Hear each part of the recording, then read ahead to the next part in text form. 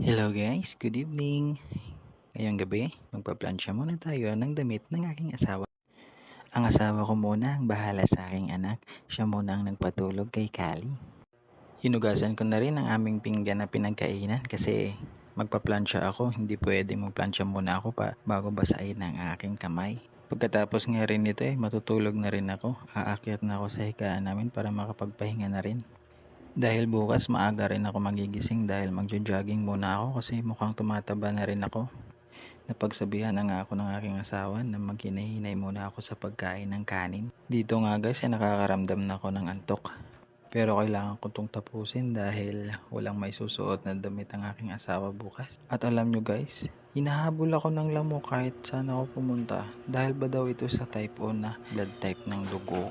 Pinagtatawanan na nga ako ng aking asawa dahil ako lang naman ang nilalamok tuwing gabi. Malapit na ako matapos